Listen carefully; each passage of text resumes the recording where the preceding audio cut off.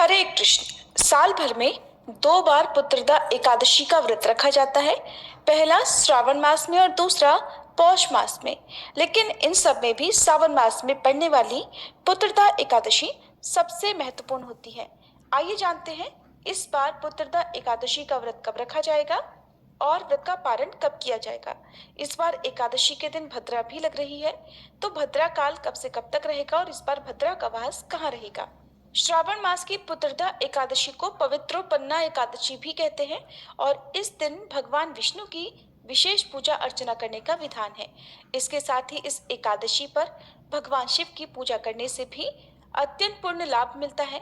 निसंतान महिलाएं या पुरुष यदि इस दिन श्रद्धा से और विश्वास के साथ व्रत रखते हैं तो उन्हें स्वस्थ और दीर्घायु संतान की प्राप्ति होती है। पारिवारिक खुशियों और जीवन के कष्टों से मुक्ति मिलती है। संतान से जुड़ी समस्याओं के निवारण के लिए भी इस व्रत को रखा जा सकता है और ये व्रत खास तौर पर वैसे तो उन दंपतियों के लिए अत्यंत फलदायी माना जाता है जो कि संतान प्राप्ति की कामना रखते हैं। इसके अलावा मोक्ष प्राप्ति की कामना से और पापों से मुक्ति पाने के लिए भी इस व्रत को रखा जाता है। इस बार सावन शुक्ल एकादशी तिथि प्रारंभ होगी 4 अगस्त दिन सोमवार को सुबह 11:42 से और एकादशी तिथि समाप्त होगी 5 अगस्त मंगलवार को दोपहर 1:12 तक। और इस बार एकादशी का व्रत 5 अगस्त दिन मंगलवार को रहेगा। सभी गृहस्थजन और इस्कॉन से जुड़े हुए लोग भी इसी दिन व्रत रखेंगे। मंगलवार के दिन पूरा दिन व्रत रखने के बाद अगले दिन सुबह व्रत खोला जाएगा और इस बार सावन महीने का आखिरी मंगला गौरी व्रत भी मंगलवार के दिन पड़ेगा, तो आप दोनों व्रत भी एक साथ रख सकते हैं। मंगलवार के दिन ब्रह्म मुहूर्त सुबह 4:27 से 5:15 तक रहेगा। इस दिन प्रातःकाल पूजा मुहूर्त सुबह 4:41 से 5:45 तक रहेगा। शाम की पूजा का मुहूर्त शाम 7:09 से 8:13 तक रहेगा।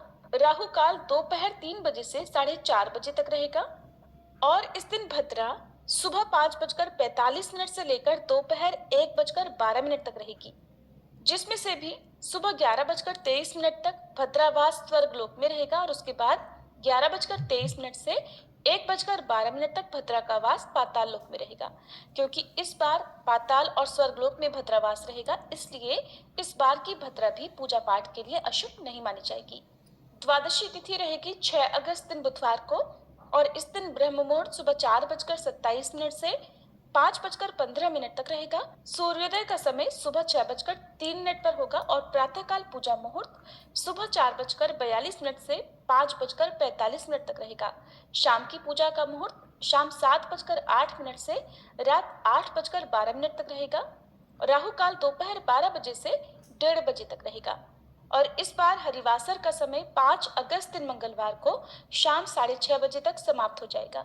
हरिवासर के समय आप भगवत गीता पाठ, भगवान के भजन कीर्तन या मंत्र जाप कर सकते हैं।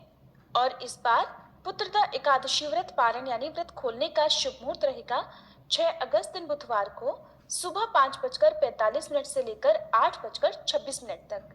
ध्यान रखिएगा, द्वादशी तिथि 5 अगस्त मंगलवार को दोपहर 1:13 से प्रारंभ होकर 6 अगस्त बुधवार को दोपहर 2:08 पर समाप्त होगी।